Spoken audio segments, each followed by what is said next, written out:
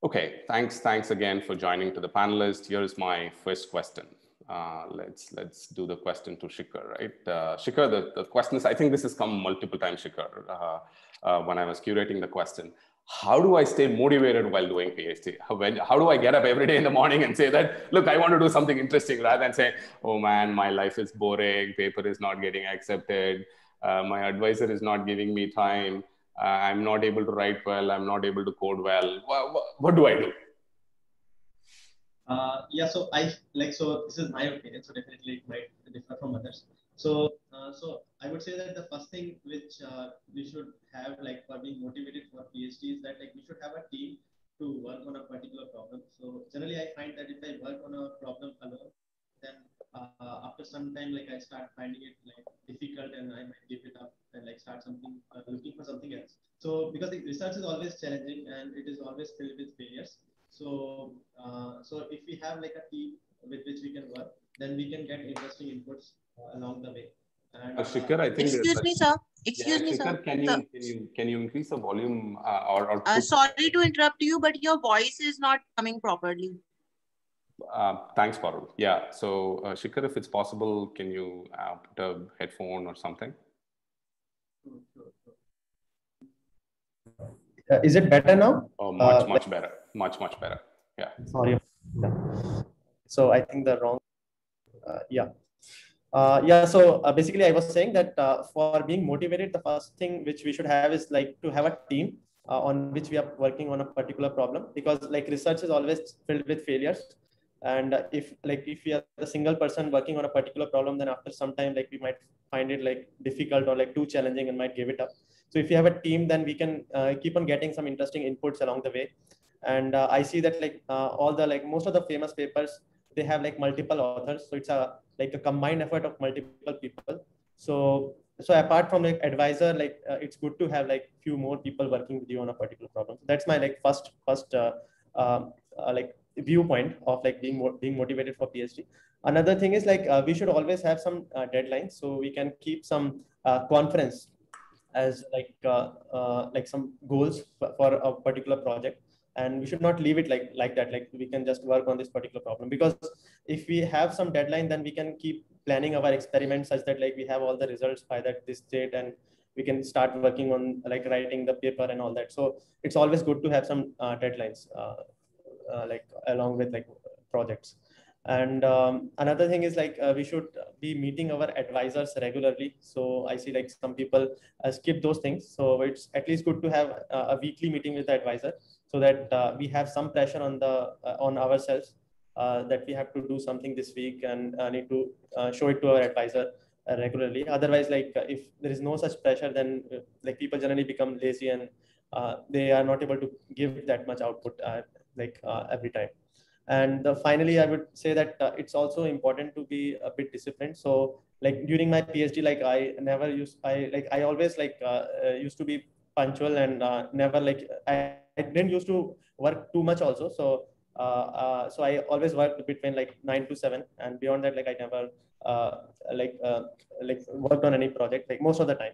So that like being like disciplined, it motivates others also who are working with you on the project to like they see that the person is putting their like his best effort. So they also like start putting their best, and also saves you from burnout, because like PhD is a long term commitment, right? Like you have to spend like 3-4 years, and so if you like every day, like if you are working till late night, then it leads to burnout, and then you have to take a rest for like a week or something. But like if you remain disciplined, like if you like spend like a consistent amount of time every day on the research, then I think like you remain motivated, and you can like work like that for a longer period of time.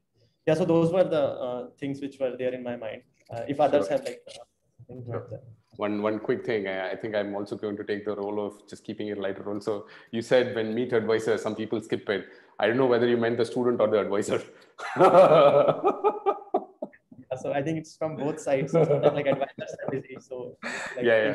Can I get other panelists, given that it's the first question, anybody else wants to add to whatever Shikhar said? Okay, cool. So let's take please follow for panelists, feel free to follow the chat. I think there are also questions going there. If you find any of those questions interesting, we can take that up as you speak. Next question, right? So Riju, I think this question is for you, which is, what are the ways to write a good paper? I think this question also is, I think somebody has already asked in the chat, what are the ways to write paper? How do you decide where to send the paper, which conference and what journal to send? Yes, I think it depends on the work, and when you are working with some advisor in a specific area, then they will have some top tier conferences or journals which they typically send their paper to. So if I'm going to a machine learning person, he or she will have a set of conferences or journals in his mind. If I'm a systems person, I will typically work in something. Even within systems, there will be subsystems of things. So one thing is just the heritage or the culture in the lab or the professor with whom I'm working. The second, but even within that, sometimes we need to identify where is my core contribution. So sometimes it is becoming increasingly hazy these days that even we are applying machine learning techniques in systems work. We are trying to build systems so that machine learning runs faster. We are working on privacy and security aspects of some application. So even there we think that, does this paper go to Usenix security or some core security venue, or should I send it to a systems venue because it's making some security or something faster? So we need to identify, and it is important to identify, because each of these community has a very different style of dialogue, because their papers will look different, they will have different terminology. And if I don't identify my community, I mean, we don't need to be too restricted, but mostly the data conferences, they will have, say, 6 or 7 pages paper, maybe unlimited appendices, whereas a systems paper might be a 14 page of like just the paper. A theory paper might look completely different, right? So unless we cannot, like, because we are doing the research, we are reading the papers, and we have to write it also. If we are spread over many different venues, then it will be difficult for us to, like, write one NeurIPS paper today, then write a Usenix paper tomorrow, and then write maybe a stock paper the next day. It will be completely impossible for us, just from the perspective of how to write it down. Solving the problem is, of course, a different question, that the problem should be, so how to write a good paper, of course, the good part comes from the work is good itself, right? And which is a very different question than the writing part. That does it have enough novelty, does it have enough rigor? These are the two main points in a good work, that an academic community says, okay, we haven't seen this question before, or maybe we have seen the question before, but we haven't thought of answering it in this particular way, right? So these are, so when we think of novelty, either it is a new problem, or the problem was there, but the way we are solving it is in a different way. And then it's not only that there is a novelty, but we are very rigorous. We have done many possible experiments. We show that this is generalizable.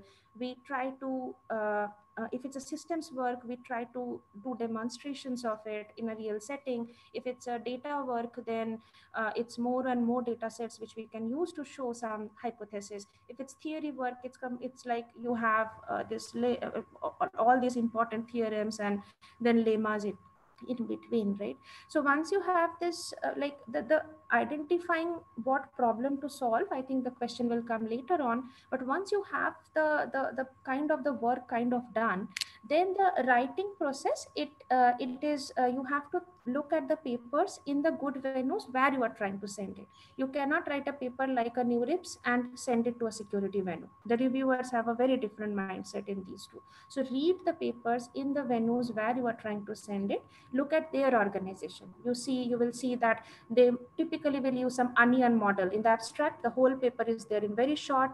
In the intro, it is like you are again making it again about the whole paper, but making it a bit more more intuitive and giving more description. Maybe writing the technical parts always is better early on, because you are doing the experiment, you have come up with the methodology, and as you are writing out all your results, your intro and abstract starts becoming clearer in your head, that what are the main points I'm trying to make. People have different ways. Some people write the intro first, they want to see that these are the results which I'll have, and then based on the intro they write the whole paper. So that is, but I think the vital point is don't keep it towards the very end, and because it's not like one fine morning I'll become more literary or something.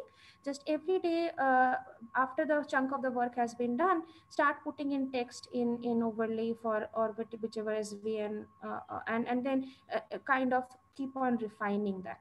So I would say that start early, many refinements, reading the paper in the venues where you will be sending it, and getting feedback, getting like if your advisor has time, it's well and good, he can maybe write the intro for you, getting feedback from other team members or other people who doesn't even know your problem. The more feedback you get, and I mean, all my papers have been rejected multiple times and have become much better. So I mean, sometimes as a PhD student, you think that the best thing that can happen to you is the first shot you gave and the paper got accepted. Actually, the paper is like our own baby, right? And it's a piece of work. So when a rejection email comes, we may feel sad, but if the reviews are constructive and good, and we work on it, and maybe we work for several more months, the writing becomes better, the paper becomes better. So incorporate all, try to incorporate, instead of becoming bitter that they rejected the paper, try to work on the feedback that incorporated. So yeah, it's a learning process. I mean, I'm still learning how to write, and even people elder than me are still learning. Great, Riju. I think in one answer she covered everything. Jatin, we will close the AMA on. I think writing a good paper is the last point, right? Because we first have to solve the problem. You kind of touched, you kind of touched all aspects, right? Think small, iterate, all that. Okay, great. So I see some questions coming in the chat. For people asking slightly, I think the administrative question, please come back if at the end of the AMA also if you want. So for example, one question is coming is that who gets the ownership? I think Shikhar's answer was work in a team. And then one of the follow-up questions, who gets the ownership, all that. We'll come back to it later. I think let's address some of the bigger things, bigger questions, and then we'll come back to some of these follow-up questions as much as we can, as much as possible. Jatin, how much time does it take to write a great thesis after completing the work? And how do I go about writing? How did you go about writing also? Yeah. Okay, so honestly, this can vary a lot.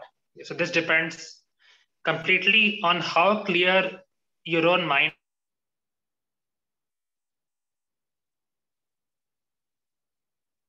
if you're very clear and you know exactly what you have done and why you have done it, then you can even finish it in a month. Honestly, I've seen people do that. On the other hand, if you're not so clear and you still need to understand what's going on and why, then it can take even a year. That's also happened. And sometimes, you know, when you write your results, sometimes in the very process of understanding why you did what you did and why you did not do something else, you end up doing more work and you end up improving the results also. So that has also happened to me. Okay. So yeah, so it really depends on where you stand. Okay. All right. So let's come back. I think if there are more, I think people are following up with some more questions, but I will moderate it. So can I just add something? Yeah. So I think one thing that really helped me to fasten up the thesis writing process was like, typically in computer science, we submit to conferences and journals both. So make it a point to send to journals as soon as the paper is accepted to a conference, make it a point to send the full version to a journal as soon as possible. So for most of my papers, probably except for the last one, all my papers were accepted at journals. So when you submit to a journal, you go through a rigorous review process. Right. So then your papers are already very tied up and you have you have made a very rigorous effort in making a full version of the paper. And typically, if you have full versions of the papers ready and if you have written it yourself, if you made sure that the notations that you've used amongst all your papers is consistent, I think thesis writing becomes very, very easy. I think it's just a matter of putting it up together. So great, Ruhani. I think you addressed the question of Ahmed also, who was asking, what should I do first, conference or journal? I think you directly answered that question. Very nice. So here's a question to you. First question to you, Ruhana, which is methods to communicate my research work effectively, right? I think I think as PhD students, we sometimes generally get into our own silos, right? Of my world. And there's a lot of, I mean, I think if you just define, Shikhar said that he works from 9 to 7 and did all that. But if I see my own PhD life also, more of a downhill than an uphill majority of the times. Riju also said papers getting rejections, right? All of this is happening. So how do I communicate my research well? What are the sort of say tips that you can give? I think at a very fundamental level, communicating research is no different from general communication. And let me give you a toy example here. So I think the underlying key is to read your audience well. And what do I mean by it? Like, let's take a very simple example. Suppose you're coming after a travel and you want to share your travel experiences and tell how interesting your travel was to different people, right?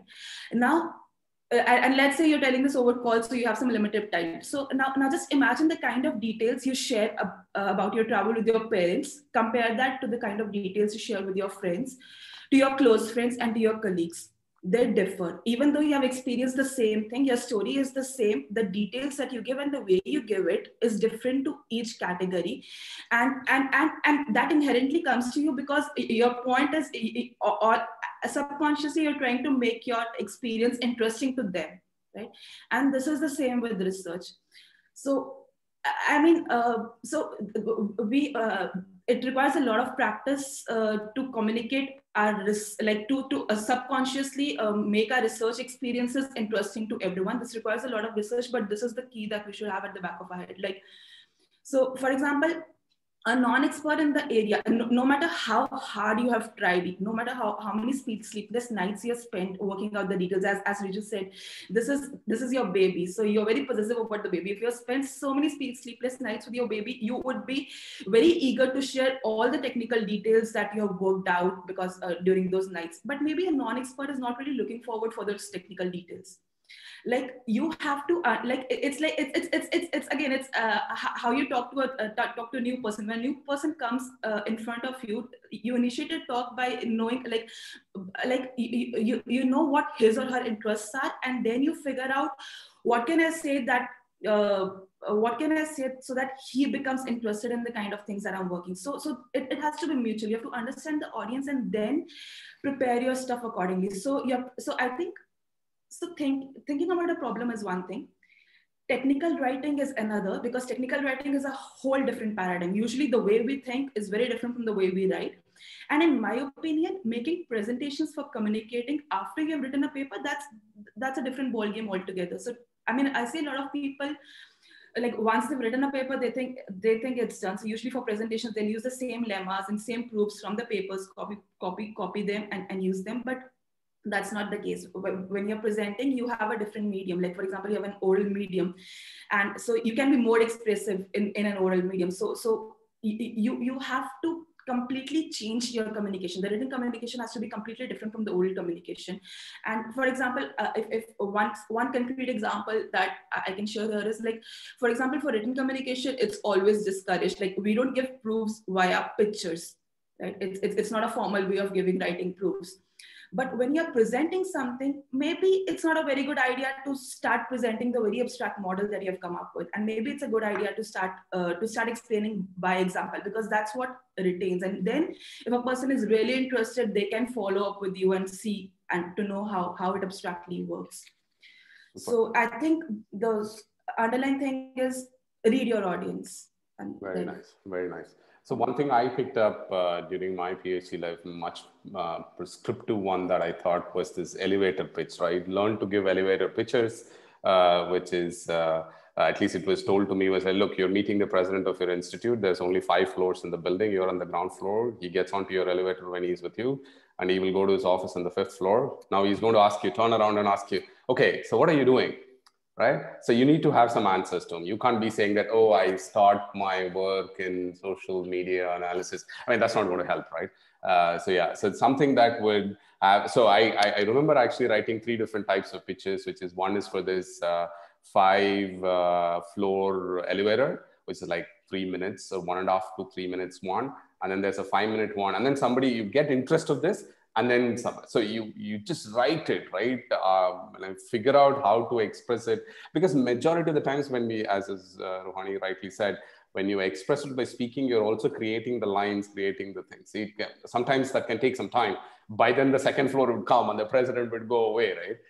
So for getting attention of, at the end of the day, what is communication? You want to get attention of people who are listening. Rightly said about thinking about, feel free to look up elevator pitches, talks. I think these are interesting methods to try. Thanks, Rohani, for the answer. Okay, let's move on. Next one, Shikhar, thesis writing best practices. How to effectively combine the during PhD. And I think these are also, people are asking about images being uploaded. All that is fine. I think let's not get carried away with, as I said, minute details of one person's problem. But generally, what are the strategies that you would take to communicate? Yeah, writing particularly.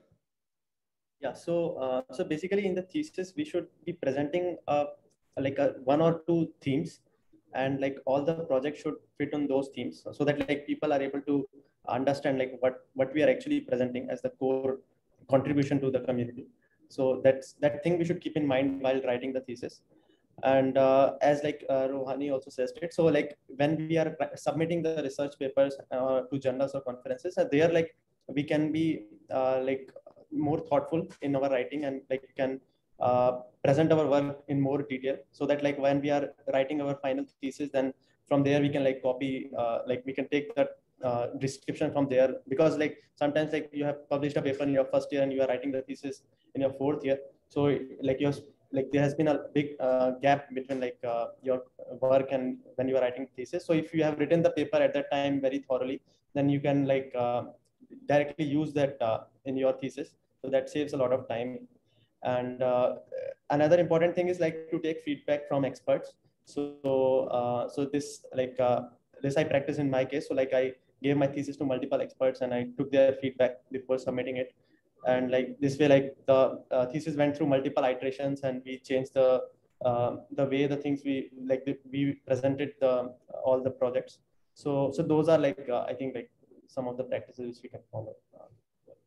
Okay, anything else from other three, Jatin, Riju, Rohani, on this? Any tips that you can think of? Okay, let's take some questions from the chat so that people would, I think Rampriya asked this do's and don'ts about writing. Rampriya, I hope you got the answer from Shikhar a little bit. But let's get this question. I think it's repeatedly coming, which is Shikhar started off saying that, oh, let's work in groups, right? So strategies of working in groups, strategies of how to sort of say decide on. So I think one question was how to decide on whom to work with, right? Probably while writing, there's a question that comes up in recruitment, right? When we look at applications, when we see that, oh, look, the student has written papers with many people, all the papers. So now how is that perceived? How did you go through this process of joint work with people and the effects of joint work? Any answers?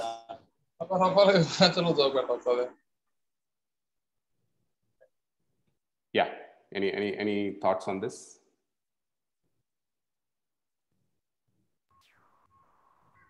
So first question was whom to work with, right? Yeah. How do you decide whom to work with? Because I think there is this problem also, right? I think somebody earlier also pointed out, I think I'm putting 2-3 questions together, but pick whichever you think is appropriate and you have some thoughts, which is ownership of the work. Ownership of the work, whom to pick, what are the effects of actually doing this joint work with others other than your advisor? I think that was a specific question. Yeah, so in my case, like I particularly work with like research assistants, like who used to join our lab. So definitely that problem comes when we are collaborating with the other PhD students. So they are like this problem of ownership comes. But like if you are working with interns and research assistants, so those are like new folks who are like getting introduced to a new area. So they might not be able to contribute that much, but like having them together in the team can get you like more ideas and can help you like solve some smaller problems, and that will save your time for other things. So that's what like I was talking about, the research group forming. Very nice. Any other thoughts? Anybody else? So I think if the question is whether we should do collaborations or not, I mean, so I think I was recently telling this PhD graph to someone, and I gave a travel analogy saying that, we start as tourists with an itinerary when we enter the world. So it's like we are given a set of things that we have to do, and we start like that, and then slowly we take guided tours to offbeat places. So slowly, like under the guidance of our advisor, we do a lot of offbeat things, and then I think, and after that, the next step typically should be take unguided tours. So at some point you need to start working independently without a guidance, and an intermediate step there is collaborations. So a lot of times collaborators are not your guide, so they're not going to handhold you at steps. So if like in the process of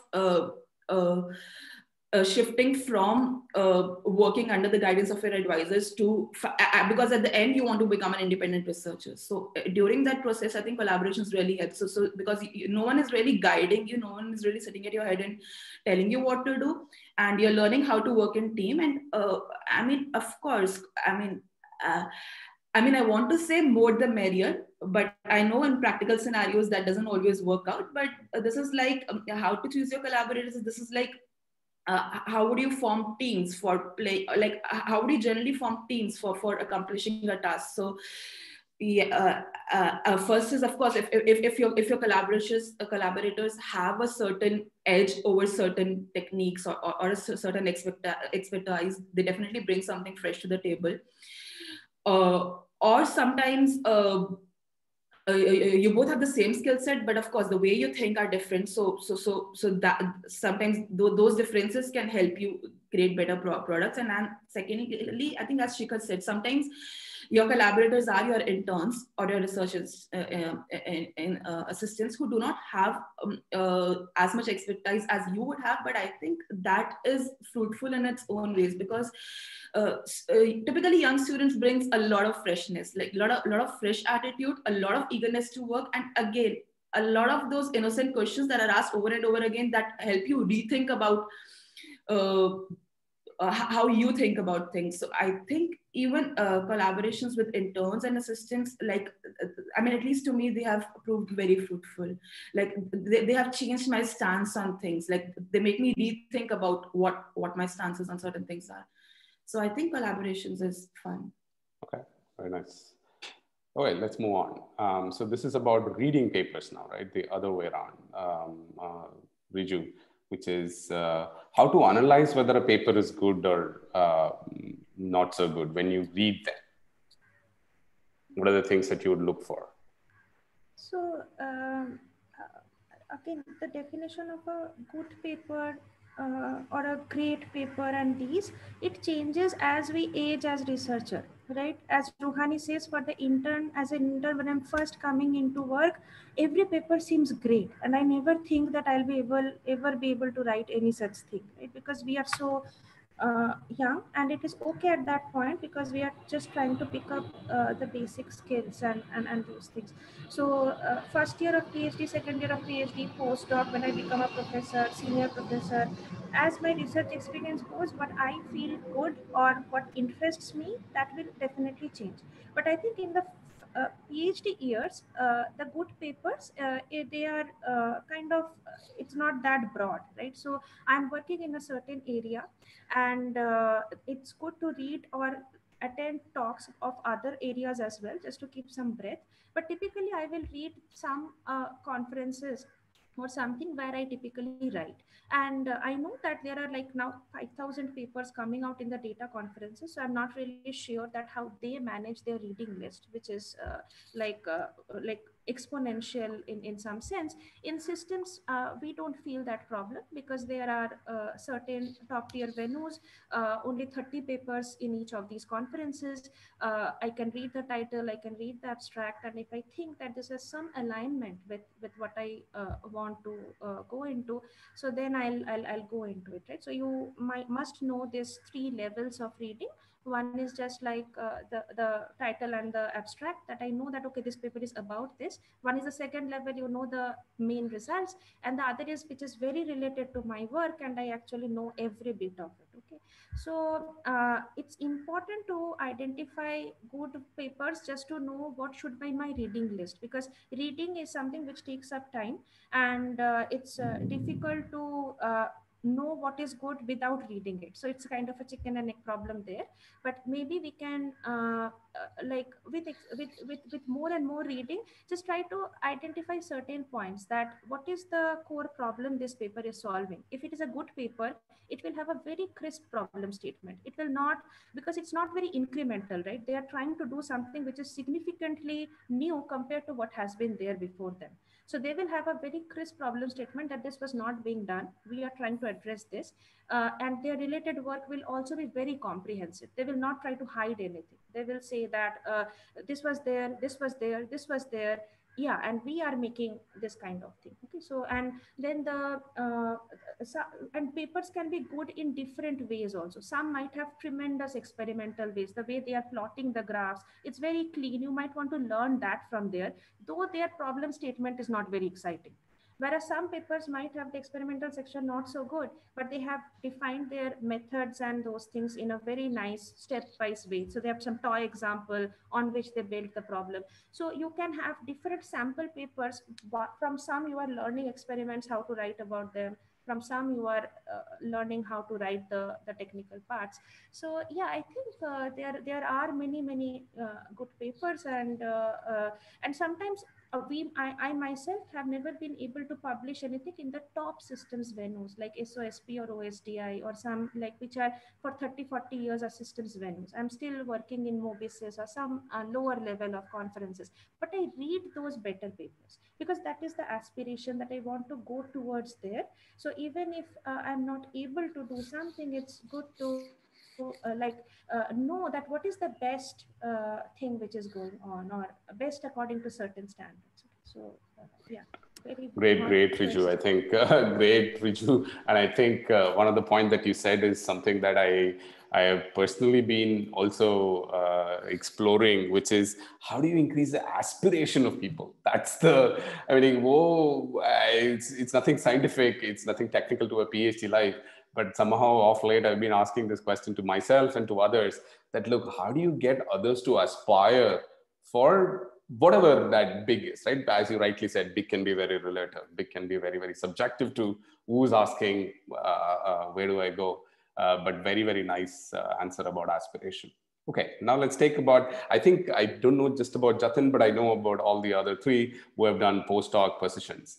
So any answer about how did you go about applying for postdoc? What are the things that one has to keep in mind? I mean, does cold emails help, or do you need some connections to go through? If connections are there, what kind of connections? And yeah, just throw some light. Jatin, if you have done a postdoc, you can start, because I think it'll be nice to get you to also participate in the conversation. Hi. Yeah, thanks. Yeah, I was indeed very lucky to do a postdoc. Yeah, please then start. Yeah. Quite an awesome place, and honestly, to approach any professor for a postdoc or in general about collaboration, I think it's about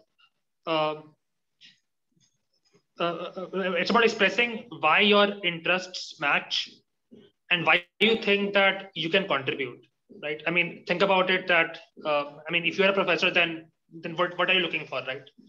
You want to work on things which are interesting to you, and you want to make progress, right? You want to learn, you want to do more things. So you want to see the student is also interested in the same things. And if they have the ability and the background to be able to do something, and right? So indeed, it's good to talk about which papers by that professor you are interested in, right? So that professor may have 20 papers, 100 papers, right? On hundreds of different things, but you don't want to work on all of them probably. So it's good to talk about that. Okay, I like these papers, right? And say why, right? I like them for this reason. Maybe you like this. And then maybe some idea struck you that, okay, I was thinking that we can probably do this more thing. We can maybe work on this this extension of the problem, which is natural, which you did not look at, or we have an idea, right? Maybe we can try this idea and see what comes out of it. So you can mention that. And again, hopefully by the time you do a postdoc, you will have enough maturity to be able to say those things, right? And it's also good to mention your own work, right? So maybe you have done some work which is kind of related. So you can always talk about it, that I worked on such and such thing, and that was similar to what you did, and now I have this idea that we can try this. So yeah, and that should be enough to convince the person that, okay, I'm talking to somebody who's interested in similar things, right? And who also has the background and ability to contribute. And it's also good to always express an attitude to learn, right? I mean, it's always good to say some things like postdocs are also time for learning new techniques or new areas, right? So also good to say those things in your email or application. Right? Say that that I'm also broadly interested in these areas, and I'm looking forward to a chance to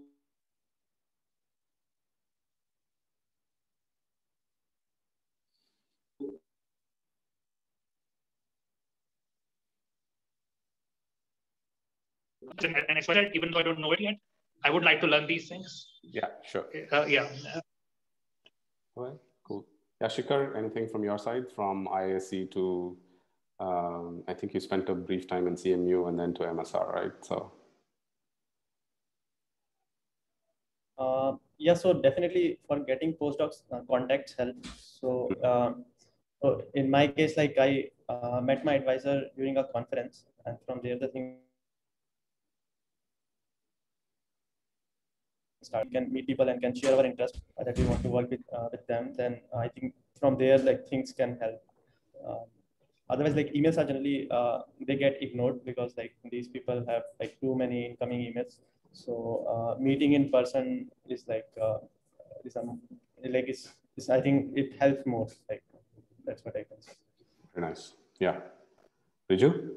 Yeah, I'll just add something. I think each of us is also very different. So some people are very social. They can talk in conferences, talk about the research. So I also, in my PhD, I did a single person PhD. I wasn't good at in teamwork that much. And even after my PhD, I didn't know so many people. So actually, people were kind enough to read my emails when I sent them. Okay, so don't get this sort of shy or think that only extrovert people who can meet and talk in conferences get postdoc positions. Okay, because even professors everywhere are looking for good students, because we want this resource to work with us. We want good PhD students, we want good postdocs, even interns we want. So it's not like we discard all emails. Okay, we look at it and maybe okay, it doesn't interest me. We are very rude. Sometimes we don't respond back. We should always say that, sorry, you don't fit into my group, right? Because that's normal human decency. We don't do that. So we kind of ignore if replying or no, but people do reply and set up interviews. I didn't know, I went to Max Planck for 4 years for a postdoc. I didn't know any of the professors there. So I just said that I am this person, I have done this PhD, this is my CV. I'm trying to apply for a postdoc in your group. In fact, I applied to the wrong professor who was not even working in my core area. And this wrong professor told me, you should write to Peter Druschel, who is the systems person. So I am so sort of unconnected to the world in general. I don't know, I wrote someone who is working in social networks, Krishna Gummadi, and he said, you should do the interview with Peter Druschel and you will be more better fit in that. So people are helpful. They love students. Okay, so generally good mentors are I owe everything to them, and they have been very encouraging. Okay, they will say, talk more, Riju, talk. And so you can do that even if you are shy. Very nice. Rohani, your story. Okay, so again, I think even I was not very, I'm also an introvert. I can't make a small talk at conferences. So yeah, but So my story, okay, so my story is like, I'm on a fellowship with Max Planck. So one should note that there are different kinds of postdocs. So there are the kinds of, for example, where you like have a mutual understanding with one person that you want to work with, and then you work out the details. But then there are also positions which let you do independent research. So for example, I'm on an independent position here. It's a fellowship. It's a Lisa Meitner postdoctoral fellowship where I can be at MPI and work with anyone here. So I think if you're at an independent position, what you try and exploit is the generous nature of academicians. So I think academicians, as Riju also mentioned, they are very, very generous. They're happy to help. They're happy to learn. So if you are at such positions, you have you can go knock at anyone's door in the department and propose a problem to them, or ask them about the kind of problems they're working with, and like strike a common interest and start working with them. So that's great. Kind of Great. So I just posted a link. If anybody's interested, we're talking about introverts, right? Please go look at this TED Talk on power of introverts, how introverts can do well. It's a very nice talk. I've seen it some years back. Please look at introverts can be very, very successful. Introverts can get their things done. So you don't have to be an extrovert to get things done. So yeah, very nice connections to introverts and extroverts. So I think the next question, let's take about this thing about how to frame the sort of say thesis problem itself. I think Riju kind of alluded at some point in time, but when do you decide, is this my PhD problem, right? I mean, all of us have gone through different, I'm sure if I ask your story, all of us will have different stories, right? Some people start in the first year on a problem and actually do the PhD in that.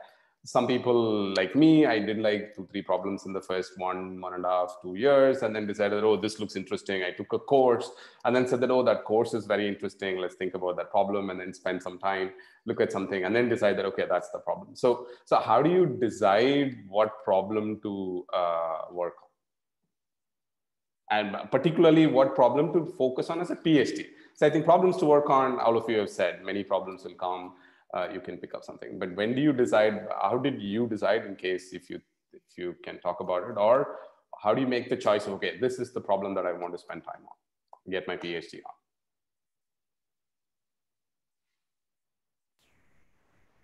on? Again, very different experiences. I think Jatin worked on one problem for 4 years and he hacked it on the head. It was an unsolved problem for 30 years or something, right?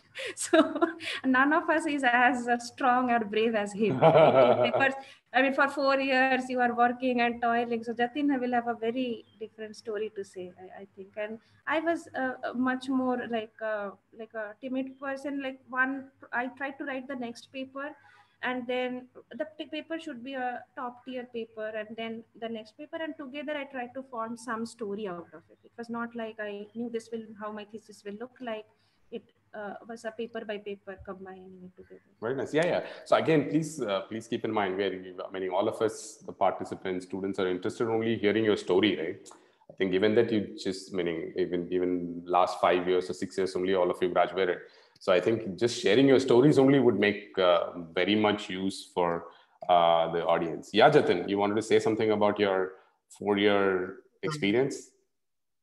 Yeah, so actually it was quite crazy. So the way this happened is that, so it kind of happened like this, that initially my PhD advisor had some problem in mind, which I really liked. And then we were able to make some good progress on it. But then we got stuck. Okay.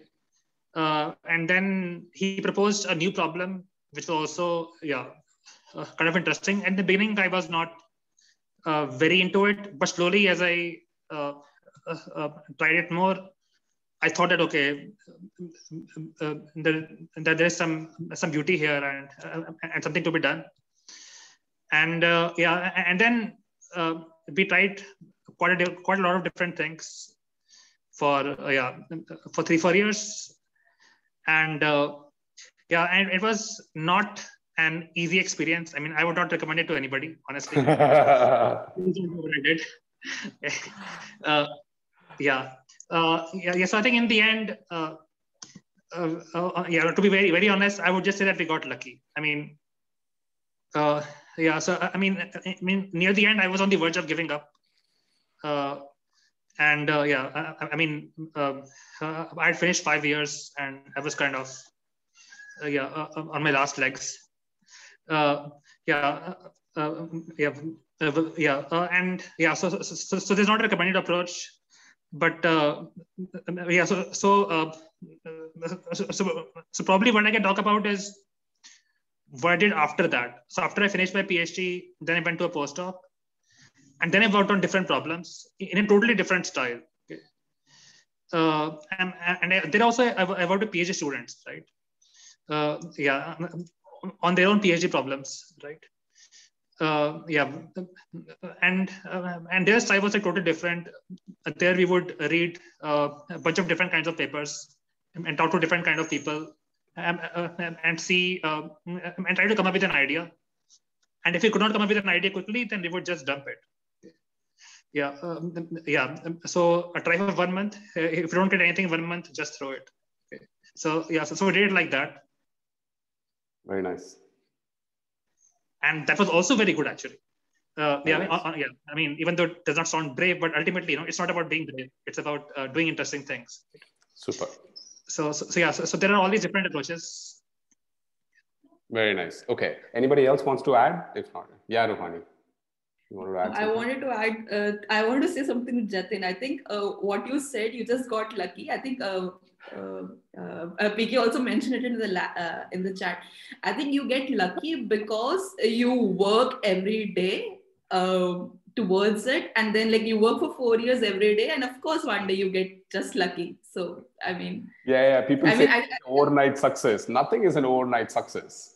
Exactly. I think I would usually like to tell people, like, yes, there are a lot of magical moments and serendipity moments in PhD, but they happen because, like, as Shikhar said, you work on the desk 9 to 7 every day without fail, and then maybe at 9 p.m. someday, 1 p.m. will appear to you. But that doesn't mean you wait for the 9 p.m. magical moment. Like, you have to work. Super nice, super nice. So I think I'm going to take Valli Devi's question. I think it's an interesting question, right?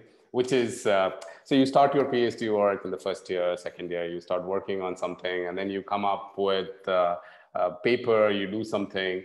By the time you get to your PhD, let's take 4 or 5 years, the problems that you started working is outdated, right? How do you manage this? How do you handle this? What should one do? I mean, I think given your experiences, what would be your tips to avoid this? Any thoughts?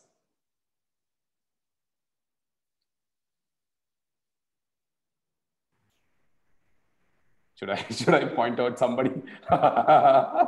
It's like teaching a class and asking questions to the students and nobody is trying to answer the question. So I'm going to say, Shikhar, why don't you give your thoughts, Shikhar?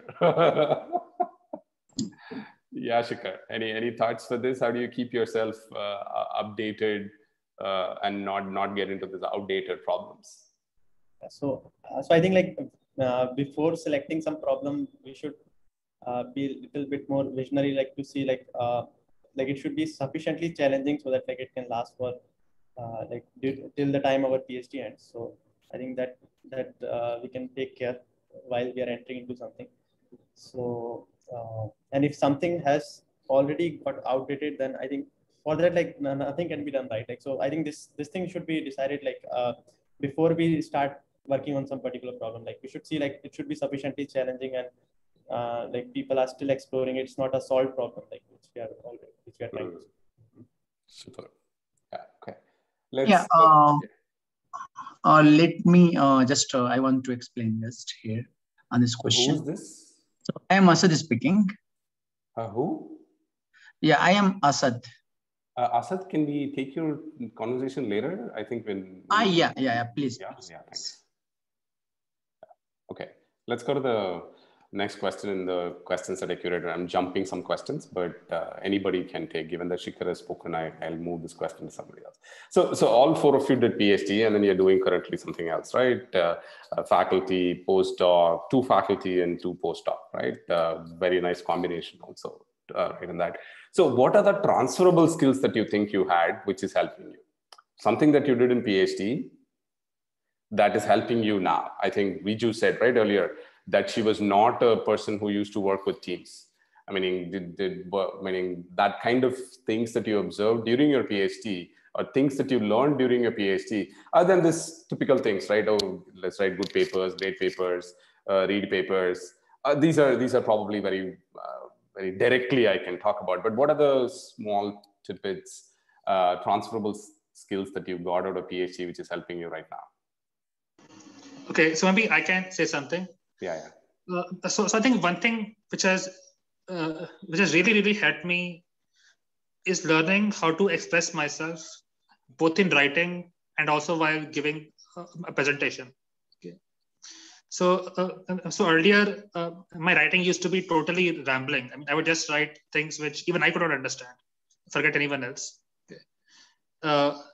And then after getting a lot of feedback, also during my postdoc, right, I finally learned how to write in a way which is clear and still concise and still effective, right?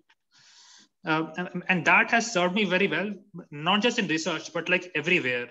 So whenever I talk to a person, right, even on the street, or talk to any random person about a job, anyone at all, the way I think and the way I write an email is not totally different as compared to earlier. And I think this is a very strong intangible skill. I mean, even if I stop doing research, this skill will always stay with me. And in general, the very way I think has changed. So the way I think about any problem at all, I am now much more optimistic. I mean, and I'm willing to explore ideas which no one tries.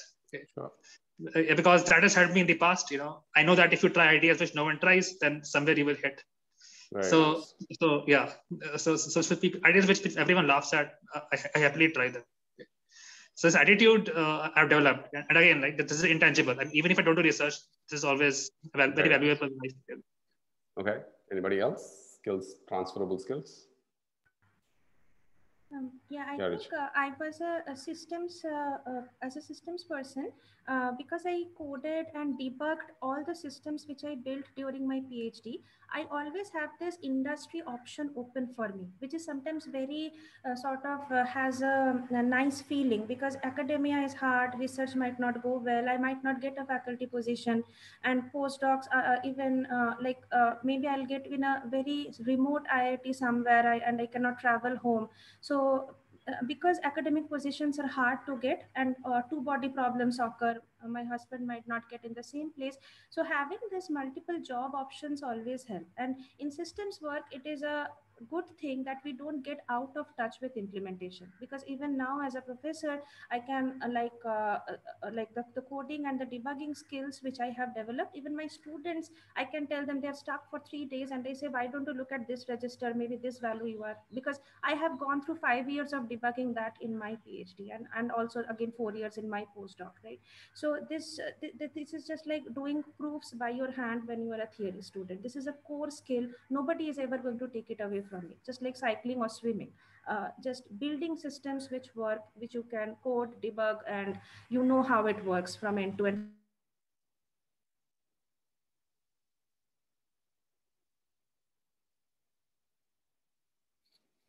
There is, even if IT throws me out and I don't like this place anymore, I can go and take up job which is more of a industry. Very nice. Very nice. Okay. So next question, let's get more of a industry kind of a job. Yeah. Okay. Let's do some. I think Shantanu is asking an interesting question. Shantanu, I'll come to this question in a second. So I think these memberships, right? As a student, ACM, SIGCHI, IEEE membership, all of this. How much does that help? Given all of you have graduated recently, does that help? If so, what are the things that you think are helping because of these memberships? Rohani, you want to take that? I mean, I'm sure they would have their own perks, but since I don't have one, sorry. Yeah, I think there are discounts for some memberships. That's the only thing I used it for. Registration for conferences. Conference the cost registration. was lower. Yeah. Okay, let's move on. Conference registration quickly would be conference registration. Network, probably ACM would give you digital library access and stuff like that. Okay. Let's take Shantanu's question then. So this is, Shantanu is arguing that it's a chicken and egg problem, right? Which is, how do you get internships or collaborations when your profile isn't strong, right? And then by definition, the strong is again subjective. Strongness for a MSR versus strongness for an IIT versus strongness for a IIIT may be different. But how do you get, break this cycle, right? I need to have good profile to get into a good place. How do you do that? I think the point is you need to have a strong aptitude, and a profile will come secondary. And how does that work in practicality is the following. So, for example, suppose you read a paper, and now you want to get an internship with the author of the paper. Now, there are two ways of approaching the person. First is saying that, okay, I read the paper and I found these problems interesting, the open problems interesting, and now I want to work with you. This is one way of approaching, and which I don't know how much attention that such a mail would grab. But the second thing is, if you really have a good aptitude, if you read a paper, spend a couple of weeks thinking about the problems that have been mentioned. So typically, maybe the open problems mentioned directly in the paper would be very hard, but more often than not, there are a lot of sub-problems or a sub-problem of that problem, which is easy to which is easy to solve. And then maybe have solutions to those very, very sub problems, and probably then write a mail saying that, okay, I read your paper and I've spent a couple of weeks showing that you are really interested and you have an aptitude for working hard, and say that you have spent a couple of weeks reading this, and you think that for this special case, you're able to do this, attach a small proof, and then also list your failed attempts, that I tried doing this just doesn't work, and now I want to talk to you. I don't think such an email would get unnoticed by a generous academician, no matter what your profile is, because such an email shows your aptitude, shows that you can solve simpler things, and there is a list of things that you know, which you have tried to work out, but of course they have failed, but it also reflects the kind of things that you know. So I think this chicken egg problem can be broken with a good aptitude. Any other thoughts? Oh yeah, I want to go with that. Asadullah, I think we'll keep the conversations from the participants later. If that's okay. I think we're doing only the conversation between the panelists. Okay, yeah. Thanks. Yeah. So Ruhani, just to add my flavor to that, I'll use for a second as a person. I've gone through this myself also, right? Reading a paper, writing a. So one of the things that I find more recently is to actually find out if the person is on social media.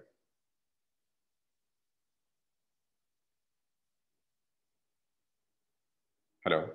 Yeah. Hello. Yes, Yeah. So find out if the person, read the paper, come up with some ideas, as you said. Find out if the author is on social media. Post it, tag them, and if the professor is actually posting a paper about, if you want to intern with the professor, follow the professor. Professor is saying something about his sort of research. Read about it, make some comments. Send like the post and do that, and then send a message saying that, look, I read the paper. I think that's also working, right? I see people pinging in different platforms, trying to get attention of faculty. I think that's I'm just adding. I think what you said is perfectly correct. Read the paper. I just went to the next step of saying there's another. I think that's a Gen Z way of doing things. I'm still a millennial. I don't know where I should put myself, but that's we'll leave that conversation for later. Yeah. Actually, I have a comment on that. So, so I think that it's also good to try to change your attitude towards working with a professor. So, typically we have this. At least some of us, at least I did, this attitude that here is this professor who knows everything, and I do nothing. Then I will go to him, and he will tell me what to do. Then I will do some great work. Okay. Yeah, I mean, we want to be taught. We want someone to teach us how to do research. It's what I learned kind of the very hard way is that this is not the right attitude to have. The right attitude to have is that and that I am as good as anybody. I mean, okay, I mean, maybe I don't have the same experience as anyone, but I'm as good at generating new ideas as anyone. And so I should just go ahead and read things on my own and read all the background work, read everything, watch all the talks. And then, I mean, imagine that I'm the one initiating. So that's the kind of person people like to work with. I mean, any professor, at least that was my experience in my postdoc also. I mean, not just mine, but like for the PhD students who I met, that students who are like are those who are independent and who are able to carry things on their own. So yeah, because ultimately, professors have a lot on their mind, and they have a lot of reading, a lot of things to do, and they would rather spend it on doing research and not on teaching somebody to do things. Very nice, Jatin. I think this mindset is a great point to keep in mind. Let's do some very sort of say prescriptive answers if any of you have. So is it worth spending a year or two in industry before joining PhD? What are the pros and cons? Shikhar?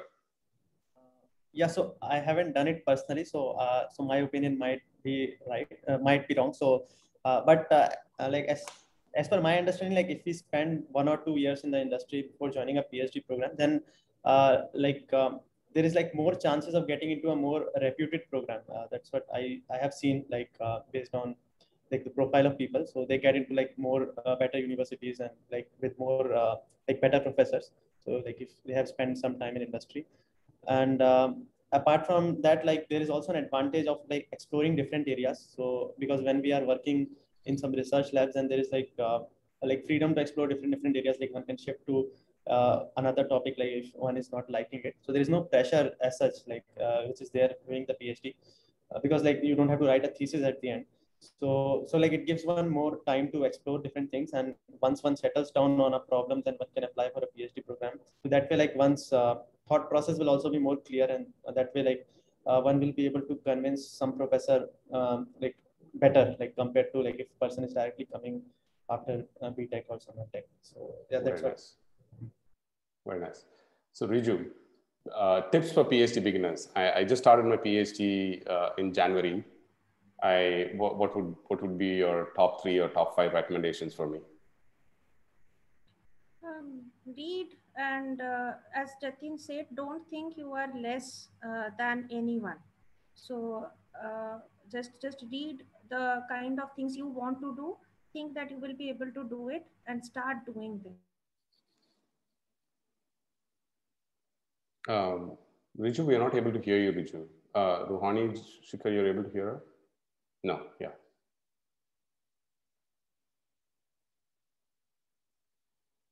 She'll come back, I think. So this is like somewhere that you don't feel that you are less because you are in an Indian university, you don't have certain resources. There are limitations, of course. He can write 5 papers, you can write maybe 1 paper in 2 years. But capability wise, thoughts wise, idea wise, rigor wise, time wise, there is nothing which you don't have. So so never feel scared or lowly that I'm good for nothing. That's the first thing. And like all through when you apply for internship positions, you don't boast. We can't boast without doing anything. We can't, but have this confidence that is good. Sure. Nice. So let me just take off from the internship question itself.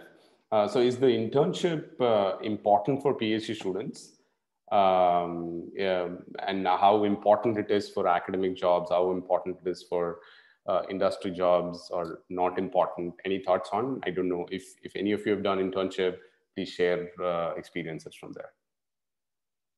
Yeah, definitely. For me, I was at Microsoft Research. It is again an academic place, but even industry positions, it gives a like different problem to work on than our thesis problem.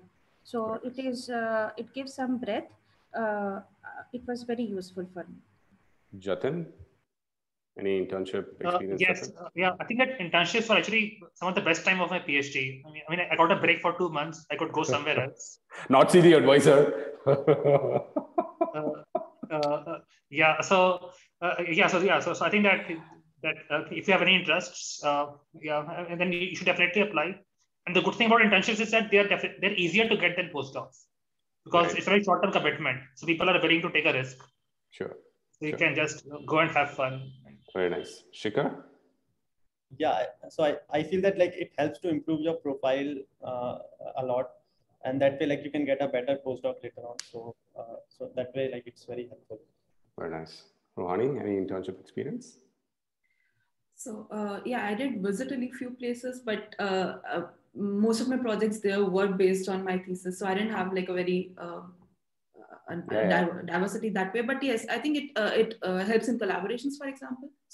So for example, I got a lot of my major collaborators from there, and I'm still in touch with them. So it of course does help. Very nice. Let's keep this as a last question from the curated or from the conversation that has happened, and then we can let some people to speak. I think for speaking part, let me stop the recording if that's okay, because it'll be better to stop recording when we let the participants speak. But here's the last question. I think this is a question from the way of saying how to get the best PhD thesis award. When I asked for the institute names, I think there was a lot of institutes which are probably potentially students are looking forward for getting this award. What would be your, each one of you should say, but what are your tips for somebody to get this award?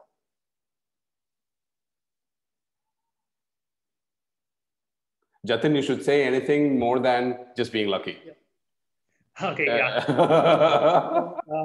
Yeah, okay, so I would say that, okay, okay, I have a kind of opposite perspective. So I would say that don't worry about it.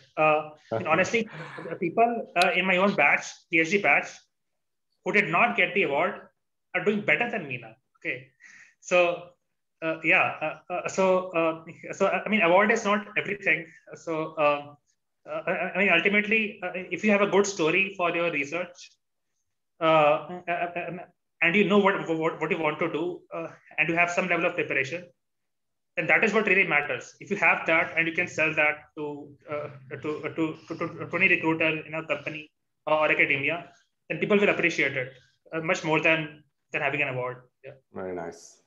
Riju?